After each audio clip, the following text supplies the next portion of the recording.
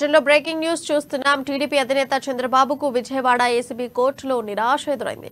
Skill development కేసులో ఆయన రిమాండ్కు ఈ నెల 19 వరకు కోర్టు పొడిగించింది. మరోవైపు Chandrababu bail petition, CID custody పొడిగింపు పిటిషన్లపై విచారణను కోర్టు రేపటికి వాయిదా వేసింది. విచారణ సందర్భంగా ఇరువైపుల న్యాయవాదుల మధ్య తీవ్ర వాగ్వాదం జరిగింది. ఇవాల్టితో చంద్రబాబు జ్యుడిషియల్ రిమాండ్ ముగిసింది. రిమాండ్ పొడిగింపు నేపథ్యంలో ఆయన రాజమండ్రి సెంట్రల్ జైల్లోనే ఉండనున్నారు. ఆయనకు బెయిల్ వస్తుందా లేదా అనే విషయం రేపు తేలనుంది.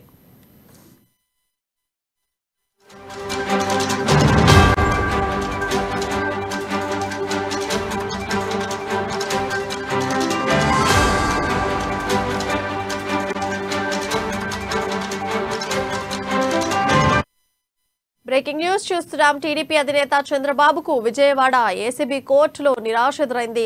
స్కిల్ డెవలప్మెంట్ కేసులో ఆయన రిమాండ్ను ఈ నెల 19 వరకు కోర్టు పొడిగించింది. మరోవైపు Chandrababu bail petition, CID custody పొడిగింపు పిటిషన్లపై విచారణను కోర్టు రేపటికి వాయిదా వేసింది.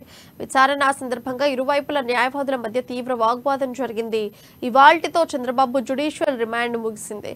రిమాండ్ పొడిగింపు నేపథ్యంలో ఆయన రాజమండ్రి సెంట్రల్ జైల్లోనే ఉంటున్నారు. ఆయనకు బెయిల్ వస్తుందా లేదా అనే విషయం రేపు తేలనుంది.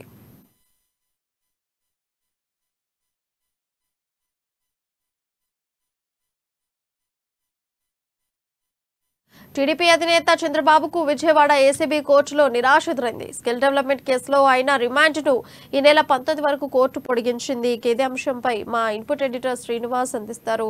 శ్రీనివాస్, చెప్పండి, అప్డేట్స్ ఏంటి? రైట్ ప్రియా, ఏదైతే చంద్రబాబు రిమాండ్ కు సంబంధించి మరో 10 రోజులు పెంచుతూ విజయవాడ ఏసీబీ కోర్టు ఆదేశాలు జారీ చేసింది. ఈ నెల 19 వరకు కూడా రిమాండ్ విధిస్తూ ఏసీబీ కోర్టు కొద్దిసేపటి క్రితమే తీర్పునివ్వడం జరిగింది. అయితే బెయిల్ పిటిషన్ సంబంధించి, కస్టడీ పిటిషన్ సంబంధించి కూడా ఉదయం నుంచి కూడా నిన్న 2 రోజుల నుంచి కూడా కోర్టులో ఆర్గ్యుమెంట్స్ అయితే హోరాహోరీగా సాగుతున్నాయి. ఏదైతే చంద్రబాబు నాయుడు సంబంధించి బెయిల్ పిటిషన్ మీద ముందుగా నిన్న మొత్తం కూడా ఆర్గ్యుమెంట్ జరిగాయి. ఈ రోజు వరకు కూడా ఆర్గ్యుమెంట్ జరిగాయి. ఆర్గ్యుమెంట్స్ లో అనేక అంశాలు తెర మీదకి రావడం జరిగింది. చంద్రబాబు నాయుడు తరపు న్యాయవాదులు చంద్రబాబుకు అనుకూలంగా వాదించడం జరిగింది. అదేవిధంగా ప్రభుత్వ తరపు న్యాయవాదులు అయితే ఈ చంద్రబాబు నాయుడు వ్యతిరేకంగానే తమ ఆర్గ్యుమెంట్స్ వినిపించారు. ప్రధానంగా చూసుకుంటే కనుక ఈరోజు జరిగిన ఆర్గ్యుమెంట్స్ ఒకసారి విశదంగా గమనిస్తే, ఏదైతే స్కిల్ స్కామ్ కేసుకు సంబంధించి నిధులు ఏవైతే ప్రభుత్వ ప్రజాధనం ఏదైతే పక్కదారి పట్టిందని ఆరోపిస్తున్నారో దానికి సంబంధించి 27 కోట్ల రూపాయలు తెలుగుదేశం పార్టీలోకి వెళ్ళింది. అది నేరుగా చంద్రబాబు నాయుడికి ఖాతాలోకి వెళ్ళిందని చెప్పేసి కూడా సిఐడి తగు ఆధారాన్ని కూడా కోర్టు ముందు ఉంచడం జరిగింది. అయితే ఏదైతే సిఐడి పొందుపరిచిన ఆధారాల మీద చంద్రబాబు నాయుడు తరపు న్యాయవాదులు మాట్లాడుతూ ఇది ఈ సంవత్సరం వచ్చిందని చెప్పేసి కూడా అందులో పేర్కొనడం జరిగింది. అయితే ఇది ప్రజా ప్రాతినిధ్య చట్టం కింద దీన్ని వాదించాలి తప్ప ఈ కేసుకి పనికిరాదని చెప్పేసి కూడా చంద్రబాబు తరపు న్యాయవాదులు వాదించడం జరిగింది. మొత్తానికి చూసుకుంటే కనుక ఈ స్కిల్ స్కామ్ కేసుకు సంబంధించి ఇంకా రిమాండ్ విధించడం అనేది తెలుగుదేశం పార్టీ శ్రేణుల్లో తీవ్ర నిరాశ ఎదురైంది.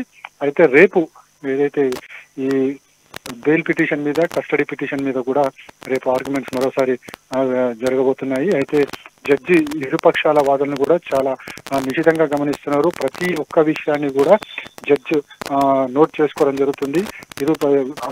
అనుమానం వచ్చిన చోటల్లా ఇరుపక్షాలను కూడా అడిగి సమాచారం తెలుసుకుంటున్నారు. సో ఇవన్నీ చూసుకుంటే కనుక అసలు కేబినెట్ తీసుకునే నిర్ణయానికి చంద్రబాబు ఎలా బాధ్యులవుతారని చెప్పేసి కూడా చంద్రబాబు నాయుడు తరపు న్యాయవాదులు వాదించడం జరుగుతుంది. అయితే దీనికి సంబంధించి కూడా ఏ నిర్ణయం తీసుకున్నా చంద్రబాబు నాయుడుకి సంబంధించి అక్కడ 14 చోట్ల సంతకాలు ఉన్నాయి.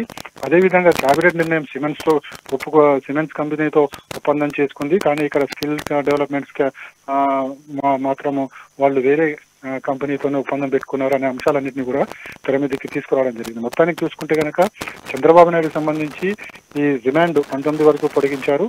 అదేవిధంగా రేపు ఏసీబీ కోర్టులో మరోసారి బెయిల్ అండ్ కస్టడీ పిటిషన్ మీద మరోసారి విచారణ జరగబోతుంది.